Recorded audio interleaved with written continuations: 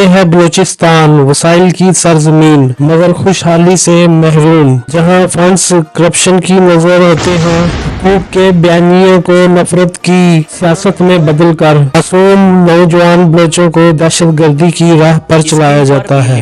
जब एक सियासी मसले को सियासी तरीके से हल करने के बजाय आप ताकत, बंदूक, डंडे, अकुबत खाने, इम्पोर्ट डिसिप्लियंस के तरीके इस्तेमाल करेंगे तो मैं ये कहने पे हद बात बेजानिब होगा मुजाहिद साहब, फिर ये 31 जनवरी ना पहला होगा और ना ही आखिर। ग्वादर अभी भी हमारा अटूट अंग है।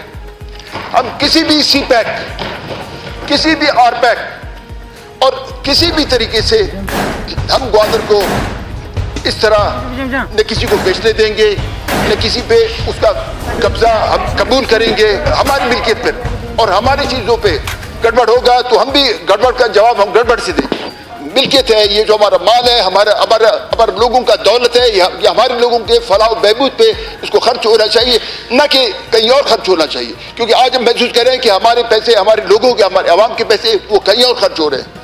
सेक्रेटरी खजाना बलोचिस्तान मुश्ताक रईसानी ने करप्शन का एतराफ कर लिया है। मुश्ताक रईसानी ने तफ्तीश में कहा कि उनके घर से बरामद होने वाले 65 करोड़ रुपए उन्होंने कौमी खजाने से लूटे। लेकिन क्या वजह है कि बलोचिस्तान के हालात इधर पहुंच गया? यहाँ पे बात की गई कि वहाँ पे डेवलपमेंट नहीं है। मैं कहता हूँ कि पिछले 20 साल का NFC अवार्ड निकाल लें और देख लें कि बलोचिस्तान को कितना पैसा मिला है और ये भी देख लें कि बलोचिस्तान में लगा कितना पैसा।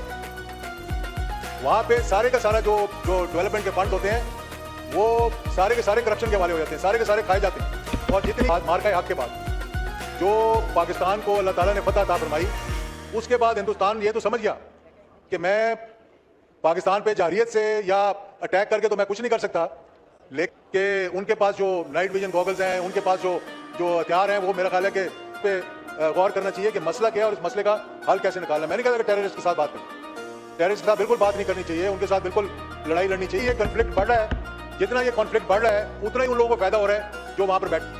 तो आप उसको कंपेयर ना करें मुजाहिदों को इन तालिबान के साथ। वो एक और नस्ल थी, ये एक और नस्ल। अगर आप उस चीज़ को नहीं संभाल सके, उसको आगे लेके नहीं चल सके और आज आपने हिंदुस्तान का भी फ्रंट खोल दिया, अफगानिस्तान का भी फ्रंट खोल दिया, तो ये सारे मामला अपने ठीक करने की कोशिश करें। वीडियो में नजर आने वाली लड़की बलोची ज़बान में बात करते हुए कहती है कि वो ये कदम बलोच ज़मीन की आज़ादी के लिए उठा रही है। वो खास तौर पर पंजाबी का लफ्ज़ इस्तेमाल करते हुए कहती है कि पंजाबी फौज ने इनकी ज़मीन पर कब्जा कर रखा है और इनके वसाइल लूटे जा रहे हैं। वो अपने पैगाम में कहती है कि वो मौत से नहीं डरती और बलोच ख़वातीन अब इस जंग में मर्दों के शाना बाशाना खड़ी है। ये वो जहरीला जहर है जो नई नस्ल के दिमाग में और दिल में भरा जा रहा है। यहाँ तक कि किसी पंजाब के रहने वाले पंजाबी को इस बात का इल्म तक नहीं होता कि वो बलोचिस्तान जाने के बाद वापस आए कि ना आए। ला इलाहा इल्लल्लाह मुहम्मद रसूलुल्लाह का रिश्ता छोड़कर ज़बानियत लसानियत पर रिश्ता कायम किया जा रहा है और एक मुसलमान से दूसरे मुसलमान को कत्ल करवाया जा रहा है। इंसाफ का तराजू तो देखिए, सरदार के बच्चे तो लंदन और पेरिस की आला यूनिवर्सिटियों में तालीम हासिल कर रहे हैं, लेकिन एक गरीब बलोच की बेटी को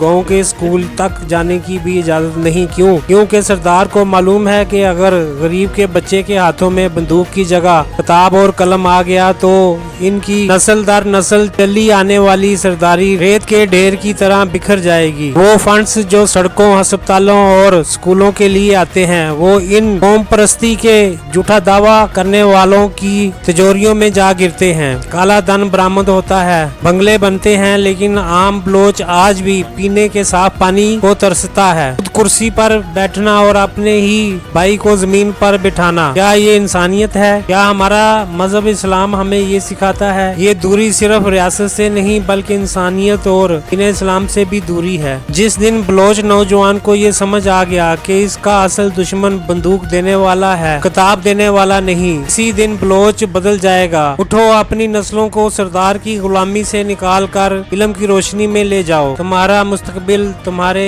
जूते उठाने में नहीं, तुम्हारा सर उठाकर जीने में है। आज कुछ लोग कहते हैं ग्वादर हमारा है। सवाल ये है किसका? क्या उन्होंने इसे खरीदा? क्या उन्होंने मुआहदा किया? क्या उन्होंने 1 रुपया भी अदा किया? नहीं। कि ग्वादर को मैंने एज विंटर कैपिटल मैंने डिक्लेयर किया, बलूचिस्तान के विंटर कैपिटल मैंने डिक्लेयर किया। मैंने इसलिए डिक्लेयर किया کہ فورن آفس پاکستان کے فورن آفس میں یہ باتیں چلتی ہیں کہ فیلڈ مارشل ایوب خان نے کوئی $3 لاکھ میں یہ اس نے اس مسکت سے گوادر خریدا، جس کے بارے میں حقائق کا مجھے پتہ نہیں ہے، لیکن میرے والد کمانڈان مکران لیوی کھول رہے ہیں، ان کے سلطان قابوس کے ماموں سید طارق وہ اکثر آیا کرتے تھے گوادر.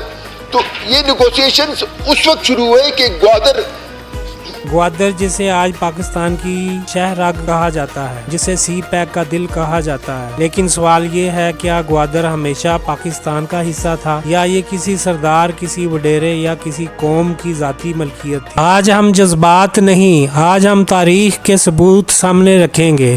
گوادر تھا مکران کا، گوادر تھا بلوچستان کا، لیکن اس کو فارملی گورنمنٹ کو ہینڈ اوور کرنا تھا. وہ اس طرح کی جب مسکت میں شاہی خاندان کے دربار میں جھگڑا ہوا، وہ شاہی خاندان نقل مکانی کر کے یہاں آئے، تو ظاہر ہے وہ شاہی خاندان تھے، ہمارے مہمان تھے، ہمارے قابل احترام تھے. تو خان صاحب نے، خان آبادر خان کے زمانے میں انہوں نے کہا کہ یعنی یہ پورٹس فری پورٹ آپ استعمال کریں تاکہ آپ کے خاندان کا، آپ لوگ کا جو گزر بسر ہوگا تو اس آمدن سے ہوگا.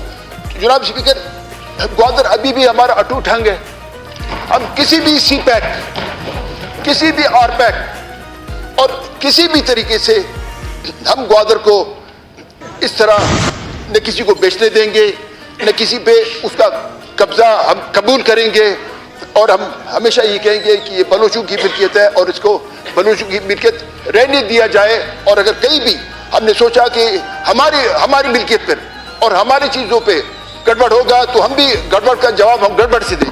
تو پھر گوادر کا اصل مالک کون تھا؟ گوادر کی کہانی شروع ہوتی ہے ریاست کلات سے. ریاست کلات کوئی قبیلہ نہیں تھا، یہ ایک باقاعدہ ریاست تھی جس کا حکمران خان آف کلات تھا. آج کے بلوچستان کا 60% سے زائد علاقہ ریاست کلات کے زیر انتظام تھا. یہ بات ریکارڈ پر ہے کہ خارجہ معاملات، معاہدے اور علاقائی فیصلے صرف اور صرف خان آف کلات کے اختیار میں تھے. نہ بگٹی ریاست تھی، نہ مری، نہ کوئی اور سردار.